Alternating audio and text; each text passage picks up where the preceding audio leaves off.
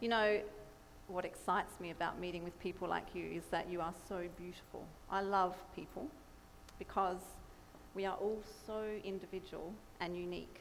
Not one of us in this room, of however many there are here, is the same. And we all have an essence about us that is you. And you are never more beautiful than when you are being you to the full. Absolutely you. Now, we've all heard those little catch cries, you know, be yourself, everyone else is taken. And that's exactly how I feel. But we really need to think about what that means. And we're all here at training looking for ways to get the success that we're seeking for our life, not just our business, but our whole life. And sure, we go to people, you know, Mariko and others that are successful, and we keep looking for ways outside of us to get that success.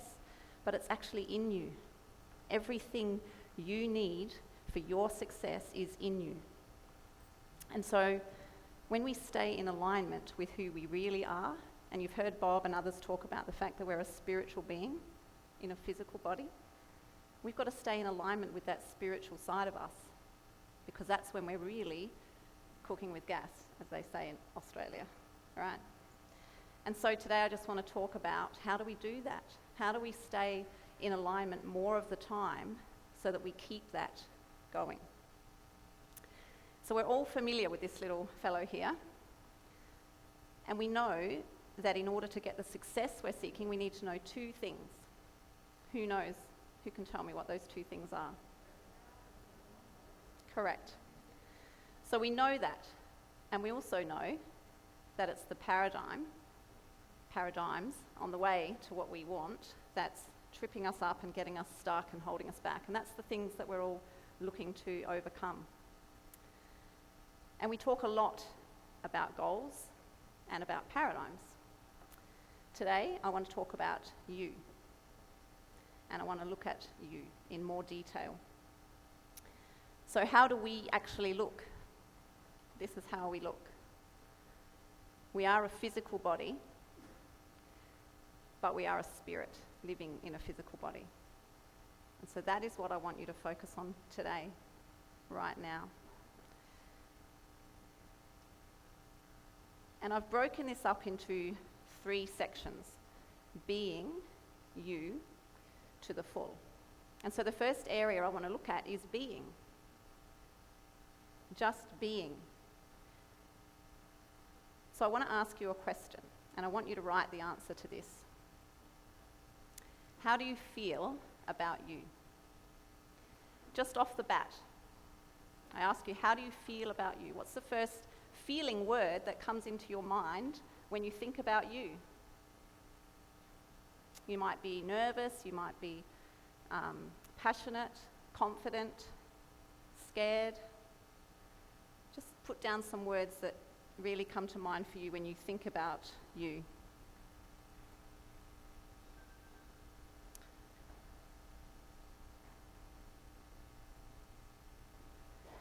And the thing we know from studying TIR is that our feelings come from a thought and an image in your mind. So the words you've just written down, that's something for you to have a think about, because that's come from an image in your mind about you. And in order to be you, you've got to know who you are. And I would suggest that probably a lot of us here don't have an accurate image in our head, in our mind, of who we really are. So what you've just written down is possibly not who you are spiritually. You know, I love it when Bob said that we're the perfect offspring of a deathless soul. So we are perfect. Okay? So the first thing about being is you have to be okay with your story. This is where it gets a bit for me, I think. I don't know what you tell yourself about your story. We've all got a story, right? We've all had a life, and it's full of adventure and tragedy and many things. And each of us here have a story, and that's what I love about people. Love getting to know people because we all have a story. What are you telling yourself about your story? Because you know it intimately. You know, you might hear someone's story and you've got a bit of a vision of, okay, how that looked for them. Well, you've walked every day in your shoes since you were born. You are every age you've ever been. You've got all that, right? So you know it intimately. What are you telling yourself about your story? Because I know for me, I spent probably the first 35 years of my life trying to disappear. I didn't like my story, didn't want to talk about my story, didn't even actually want to be with me, you know. And so that didn't really lend for me living me to the full. You know, I was just trying to erase myself. Not a really great outcome. So when we actually sit with our story and go, you know what, this is what has happened, but realizing you are not what has happened to you, and you're not what you've done, you're not what you do. You are a spiritual being, perfect and so beautiful. You know, beauty is an inside job. So I don't care for the men. You know, people say, oh, this isn't a man thing. It is. It's a people thing. We are created in the image of God. Like, when you think about that, and like somebody said here this weekend, it's like we're creating God in our image. No. You are a beautiful being. So just sit with your story and be okay with that. That is the first thing about being you to the full. The thing about our story and how it serves us, I believe, is not to sit in it and be in that vibe of it. It's helped us know what we do and don't want.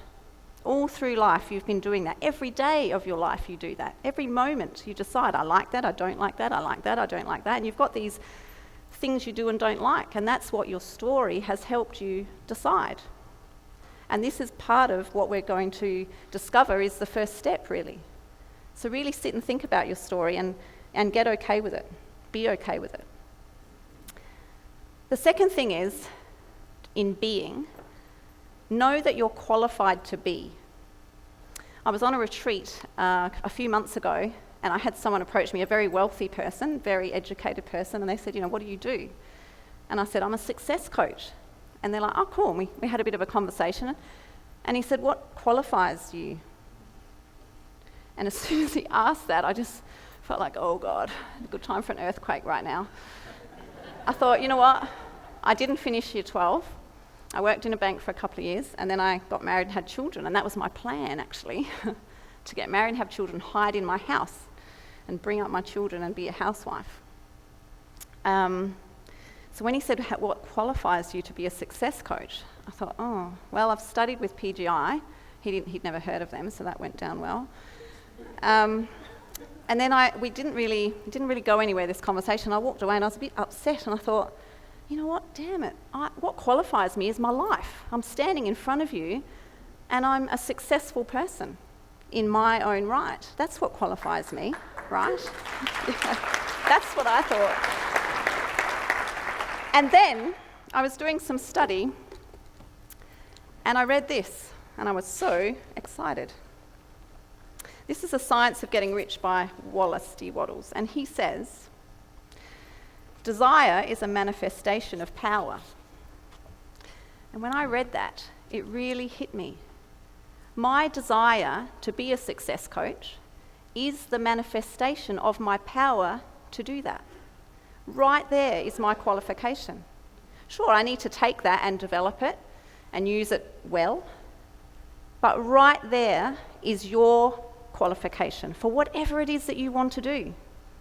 Whatever it is. And each of us is so different. The amount of people I speak to, and they've got stuff they want to do that they call a dream that they'd never entertain actually stepping towards.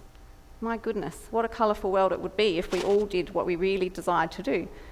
You know, he says the desire to play music is the power which can play music, seeking expression and development. So what are you desiring right now? What do you really want to do? Because where there is no power, there is never any desire. Where there is strong desire to do a thing, it is certain proof that the power to do it is strong. So there should never be any doubt. I don't care how many degrees that dude has done. I'm qualified because I feel it, right? I have a desire. So know that you are qualified if you have a desire. The other thing is you've got a lot of things you like doing, but there's going to be things that really resonate with you. And again, that's getting in touch with how do you feel about it? And that desire, how strong it is. And staying like we know in TR, don't let the fear of the how ruin it. It's your desire, tap into that. And the third thing is being loved by you. Right, Mariko? What power there is. And I've heard so many things from up the front in the last 2 days only, exactly in line with this. Love yourself first. Now, I'm preaching this at you because I didn't do this for such the long time, and I'm still working on my self-image, like somebody said today. It's a consistent thing for me. I've got to keep working on it. But I didn't come from that place. Oh my goodness, I did not come from that place. Now, when you think about you, think about these words. You're brilliant. You're compassionate. You're powerful. You're loving. You're creative. What is not to love about you? Really? When you think about it, what is not to love about you? So the question is, why do we feel so yuck? And I love that word yuck, because that's how I spent a lot of my life feeling, is yuck. And when I think about how amazingly brilliant I am, why do I feel so yuck? And I know all of us feel that at various times. Declan, we had a call earlier this year about both feeling yuck and not being able to believe why you would feel yuck, and you couldn't believe why I did. But we do, right? And the reason we feel yuck is because we're not in alignment. We've stepped over here. Here's our inner being over here, and our inner being is just full of love. Love, love, love, perfect love. That's all it is. And we're over here feeling yuck because we are so not in alignment with who we really are. We've taken our eyes off. We're not looking at it through the eyes of our inner being. And we spend way too much time like that. I like to say to people, they're looking for love in all the wrong places, right? Because it's here. You've got to love you first and see you for who you really are. And so the striving needs to stop. You just need to come back and just be, right? Sit with who you are. And we can hear all of this, but I want you to really think about it because it is very impactful. Look through the eyes of your inner being at you. James Allen, in his, when he talks about serenity, who's read the James Allen Serenity, right? Most of us have it with us. And there's a phrase in there, he says, a serene life dwells in the ocean of truth, beneath the waves, beyond the reach of the tempests. I love those lines. And actually down south from where I live in Adelaide, South Australia, there's an area where the whales come in the wintertime. So I'd gone for a drive and I was going to go and see some whales. And I said to the guy in the whale centre, you know, I haven't seen any. Have you seen any whales lately? And he said, you know what, they were there, but the weather changed. And when the sea got really rough, the whales take the cubs out deep, out to the deep. And when he said deep, I thought, look at that. Even nature does that. So when it got rough, out to the deep, they go, beyond the reach of the tempest. And I thought, for us, if you're sitting here, you're a new consultant or you're a consultant that's been around for a while and you're just thinking, far out, I'm feeling really tossed and turned at the moment and a little just stressed, go deep. And the deep I'm talking about is just go inside because you have everything you need right there. Stop looking around for things to make you feel better. It's here.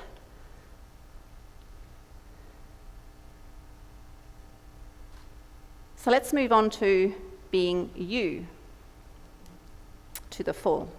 So another question, how do you feel when you think about what you want? So think about the goal, your big Mount Everest goal. How do you feel when you think about that?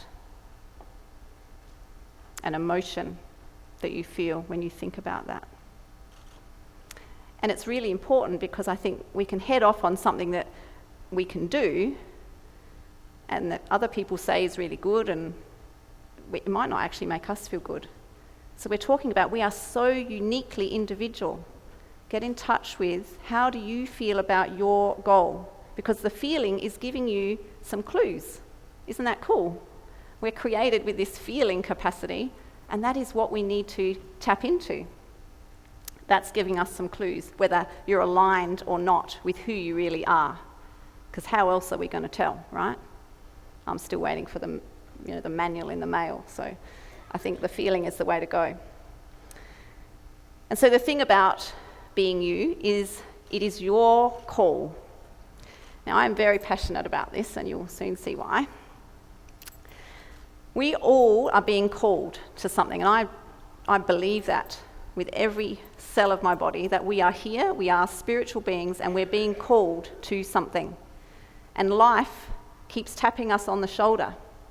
Now, it seems that some people get a tap and they just go, oh, cool, I'm off to do what I'm called to do. Some of us, we just keep on going through this journey more and more, and the tap gets stronger and stronger until it's an absolute smack in the head. And then we pick ourselves up all completely destroyed and go, oh, right, I got it, I'm onto it. And that was a bit how I felt, to be honest. Sometimes we do this. We go here and we think, yep, this is me, and no, I'll go over here and do that. No, maybe this, this feels good. I'm really busy over here, actually. I'll go and do this. And then finally, we get back and think, okay, here I am back where I started, and this is where I should be. I was happy hiding in my house with my 2 children. I was 22 years old, and I had a 2-year-old, 2.5-year-old, and a 3-month-old, and my husband passed away. And I was like, oh bugger. This was not what I'd planned.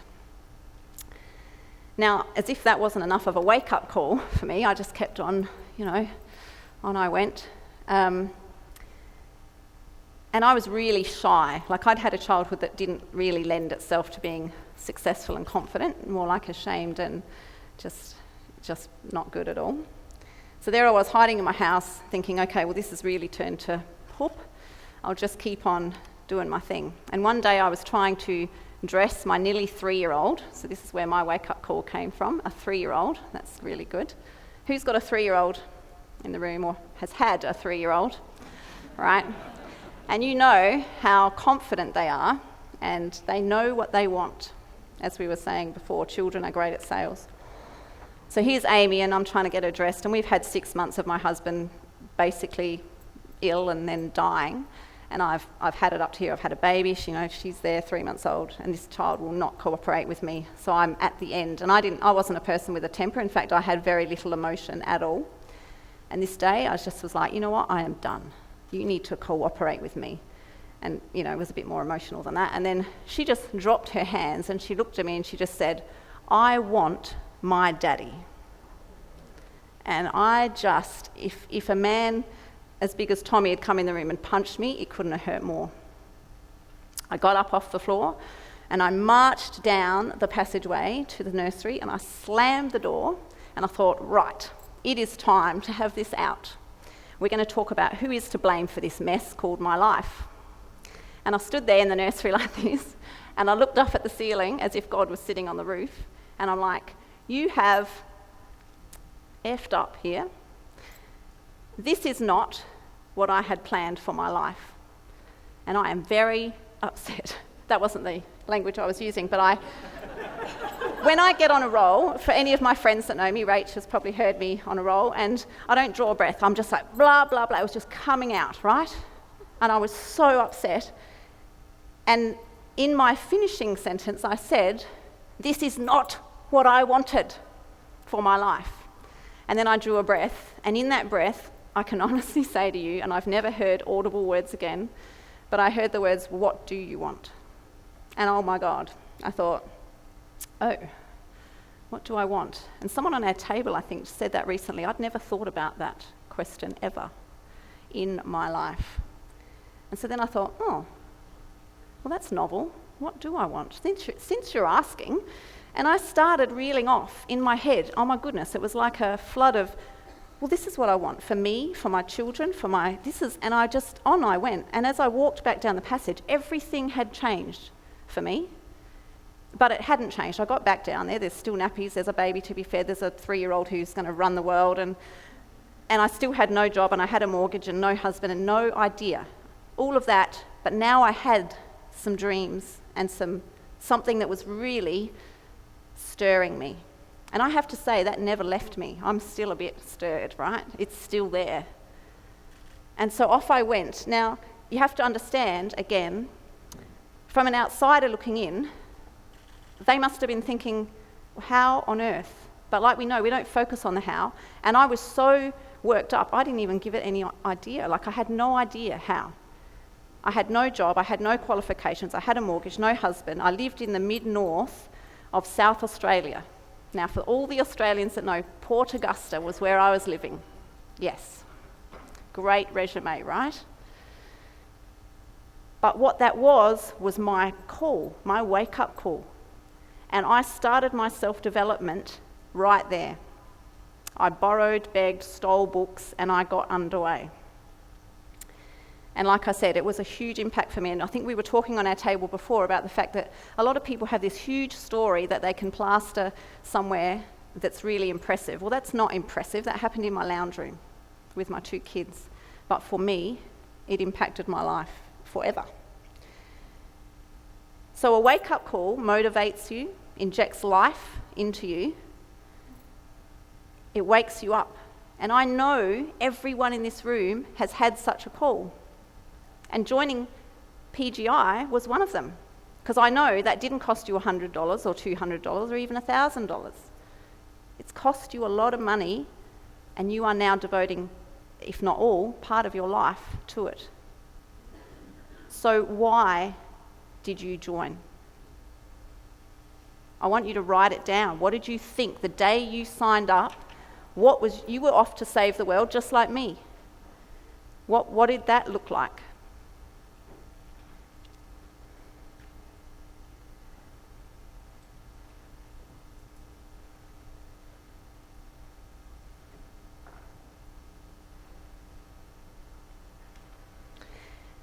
And when you get in that slipstream of what you really, really want, what's really the fire inside of you, sure, it takes some discipline and some organisation and focus, but there is also so much satisfaction and flow in it. And you know you're on the right track because stuff starts to come a lot easier. There's a real pull between you and what it is that you want. And the next part about being you is the essence of you. And I love the word essence because it's like your flavour, right? There are so many different flavours and combinations of flavours. And so the essence of you gives you really who you are. So we need to stay in touch with that. Your emotions are the guide as to how in alignment you are with who you are. So again, there are lots of things that you can do. And we often get swayed by, bright, shiny objects, I guess. You know, you might go and do something here, even in this group of PGI and TIR, you might go and do something because others are doing it, or it sounds easy, or someone else thinks you'll be great if you do that. But you need to, again, spend some time being in touch with how you feel about what you're doing. Your feeling, I'm always going to come back to that. How do you feel about what you're doing? Because that's going to give you a clue as to whether you're in alignment. And I'm not talking about when you go off to do something and it's a bit hard and you think, that's a bit uncomfortable. That's a different thing. I'm talking about at a core level. I knew where I had to go from where I was, and that wasn't going to be easy, but I knew I wanted it, and I felt good about that. It inspired me. So when you start cutting out some of the stuff that isn't really you, that you're doing for all the wrong reasons, it helps you to then focus on the one thing that is you, the one area. And that won't happen immediately. You know, I've, 2.5 years in this, and I'm just starting to feel, okay, this is a bit of a focus for me. And it will come. Just stay in alignment with who you are. Follow your feeling in what it is that you want to do. The big goals that you have don't require action. They require inspired action because they are much bigger than this is the steps I'm going to take. You don't know what the steps are. You're going to be inspired to take those steps, right? Because you've got a motor going along and it's just going to draw you towards that or, take you there. So when you're trying new things, make sure you do a bit of an assessment. Okay, how am I really feeling? Don't stop listening to that inner voice. The other thing about you is it is your move all the time. It is your move. No one else can do this for you. You have to decide. And when I talk about your move, I don't mean what's your plan, what's your next step, make a move. I'm actually talking about the move of getting out of the way. And this only dawned on me very recently, in that we want what we want, but we're actually standing in the way of it a lot of the time. And you might say, well, how does that look? Well, it looks like this. You're standing apart from who you really are because you're then trying to drive it yourself. And up comes the doubt and the fear, and you don't know how you're going to do it. And that very doubt and fear is standing between you and what you want. And so you can see how we get in a bit of a downward spiral. You've got to just stay in alignment with who you are, and that is follow that feeling. If you're feeling like you're forcing and striving, then it's time to step back and just go, okay, who am I? What do I like to do? What makes me feel good? What's a good feeling thought even? What do I like to think about? What makes me feel good when I think about it? Price Pritchard, in his book, U Squared, I don't know if any new consultants, if you haven't got this book, Karen talked about it, U Squared. It's an excellent book. And he says in here, and again, this was a bit of a aha moment for me, and it's almost like he was talking to me because he starts the sentence, maybe this will help you frame the situation a lot better. Oh, cool, thanks. I need that. The quantum leap that you're going for is something that you've been keeping from happening. And when I read that, I thought, did I read that right? Like, why would I do that? I want this. Why would I keep it from happening? It's not something that you have to struggle to make happen. You really don't force it into existence. You let it occur. The key is not to get in the way. And that's what we do all the time when we start to get afraid of how it's going to happen. And that's when we feel ourselves getting afraid, it's because we've stepped out of alignment with who we really are. We've got to go back and get into that place of depth and stillness and serenity, right?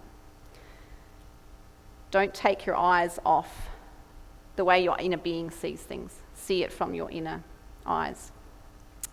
Now, living you to the full, being you to the full, can be a little bit unnerving, to say the least, because it requires some vulnerability. In fact, a huge amount. And I love this quote, there is a strength in vulnerability which only vulnerability knows. So think about that. You are going to need strength to get where you're going. There is no doubt about that. But it's not strength to push this thing along. You've got to just have the strength that actually is born out of vulnerability.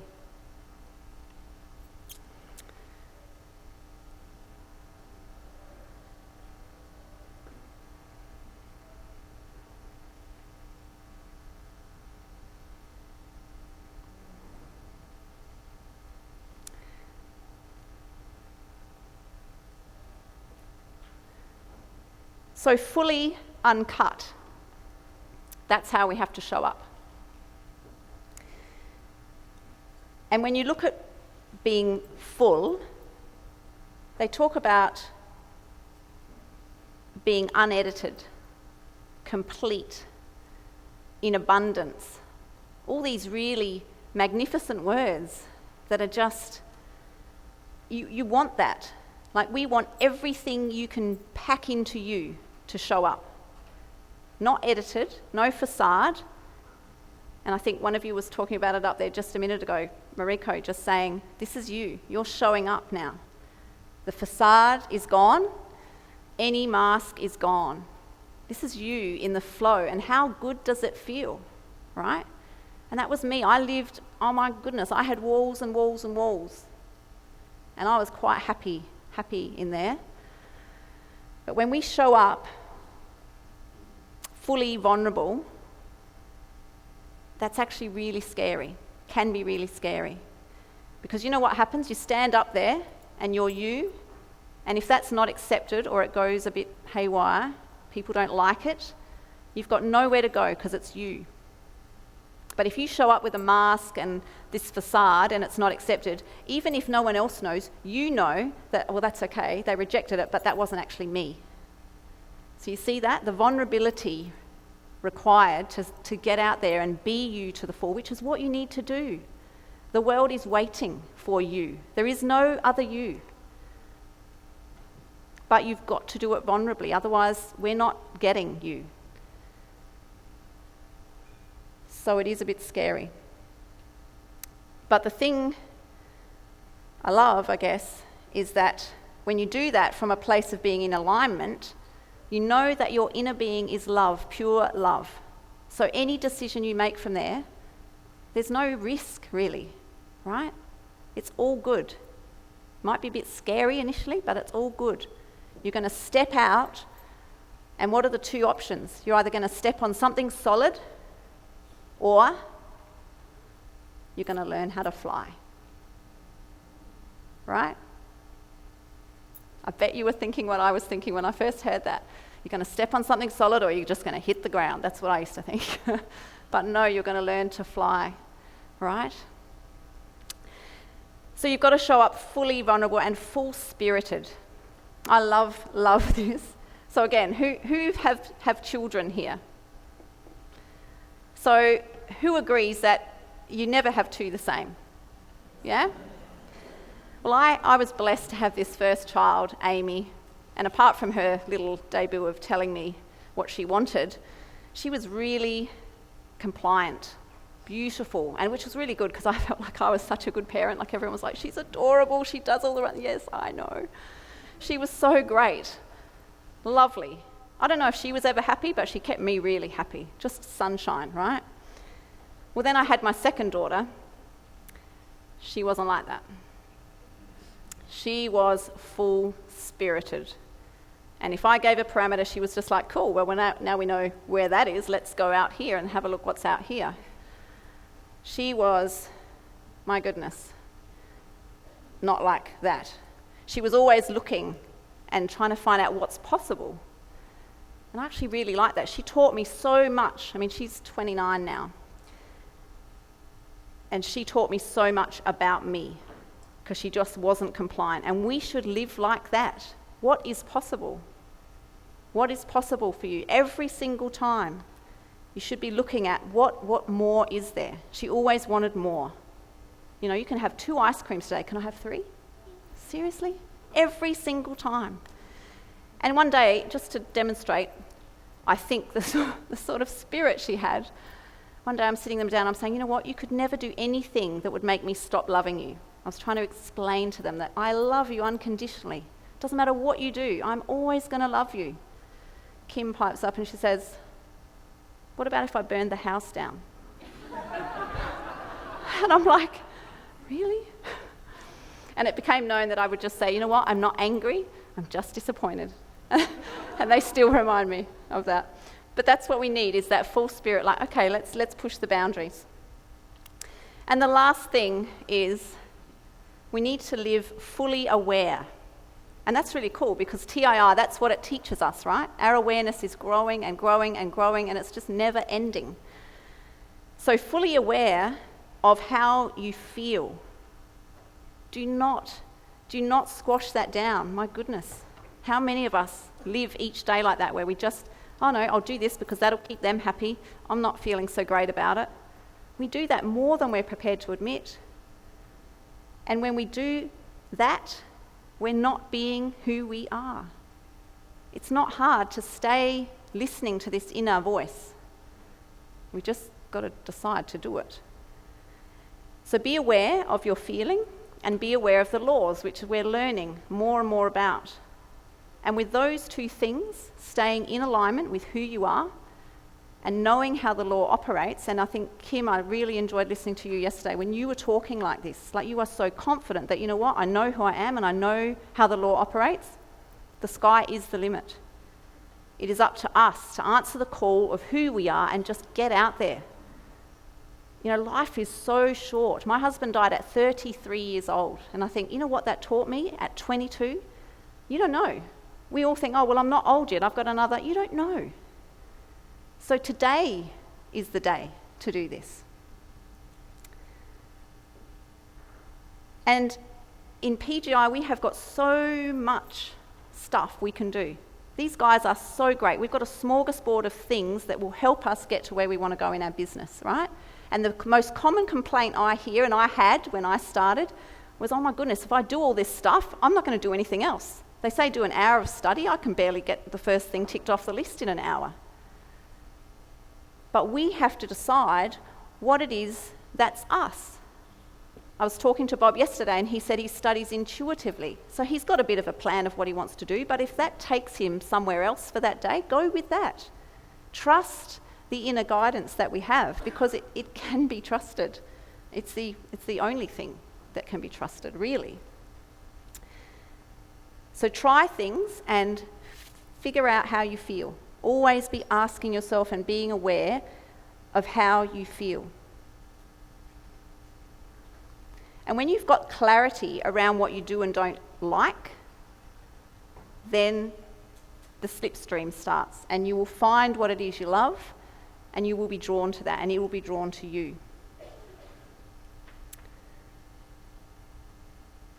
And I guess in closing, at this retreat I was at, the guy that was running it said to me, some people can live out of alignment and seemingly, you know, sort of hang life together and it's not too bad.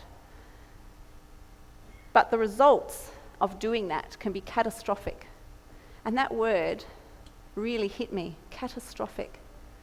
If we don't live in alignment with who we are, so many decisions that we're struggling to make now, we just can't seem to make, and we're going to head off in some direction because we're not making them from the point of being in alignment with who we are. That's got to be the place you start from.